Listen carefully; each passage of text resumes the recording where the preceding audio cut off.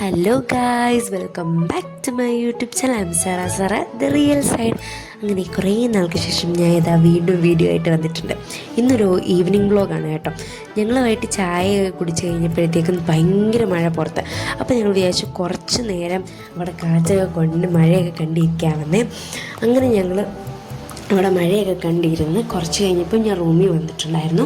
റൂമിൽ വന്നപ്പോൾ ഞാൻ കുറച്ച് ദിവസമായിട്ട് ഈ മാറാല കാണുമ്പോൾ വിചാരിക്കുന്നു ഒന്ന് വൃത്തിയാക്കണമെന്ന്. ഞങ്ങൾ 3 പേരും കൂടെ ഒരുമിച്ചുള്ളൊരു അവധി ദിവസം വൃത്തിയാക്കാമെന്നൊക്കെ വിചാരിച്ചായിരുന്നേ. പക്ഷേ അതിന് ഇങ്ങനെ വരുമെന്ന് എനിക്ക് തോന്നുന്നില്ല കേട്ടോ.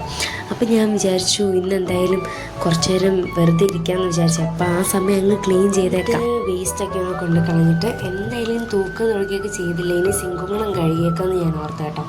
അങ്ങനെ സിങ്കൊക്കെ ഒന്ന് കഴുകി. എക്സാം ആയിരുന്നുകൊണ്ട് തന്നെ ബുക്കും കാര്യങ്ങളും എല്ലാം ഒന്ന് ടേബിളിൽ അലങ്കോലമായിട്ട് ഇട്ടേക്കുമായിരുന്നു കേട്ടോ.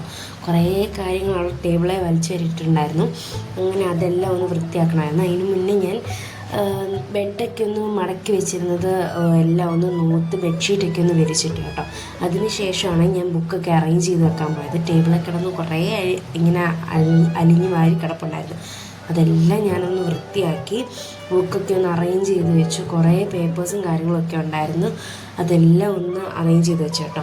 അതിനുശേഷം ഞാൻ പോയി കുളിച്ചിട്ട് വന്നിട്ട് സ്ഥിരം ചെയ്യുന്ന പരിപാടി തന്നെ മോയ്സ്ചറൈസർ ഇട്ടു. മോയ്സ്ചറൈസർ ഞാൻ ഡോട്ട് ആൻഡ് കീയുടെ റൈസ് വാട്ടറിൻ്റെ മോയ്സ്ചറൈസറാണ് കേട്ടോ. അതിനുശേഷം ഞാൻ ലിപ് ബാം ഒക്കെ ഒന്നിട്ടു. ഷുഗറിൻ്റെ ലിപ് ബാമാണ്. അപ്പോൾ ഡിന്നറിൻ്റെ ടൈം ആയിട്ടുണ്ടായിരുന്നു. ഇന്ന് വെള്ളിയാഴ്ച ആയതുകൊണ്ട് തന്നെ കഞ്ഞിയും പയറുമായിരുന്നു കേട്ടോ ഞങ്ങൾക്ക് കഴിക്കാൻ. അത് കഴിഞ്ഞ് കുറച്ച് നേരം റൂമിൽ പോയിരുന്ന കാര്യമൊക്കെ പറഞ്ഞിട്ട് ഞാൻ എൻ്റെ റൂമിലേക്ക് വന്ന് ബൈബിളൊക്കെ വായിച്ച് പ്രാർത്ഥിച്ചതിന് ശേഷം മൺഡേയിലേക്കുള്ള എക്സാമിന് വേണ്ടിയിട്ട് കുറച്ച് പഠിച്ചു കേട്ടോ. അപ്പോൾ ഇന്നത്തേക്ക് ഇത്രയേ ഉള്ളൂ. ബൈ.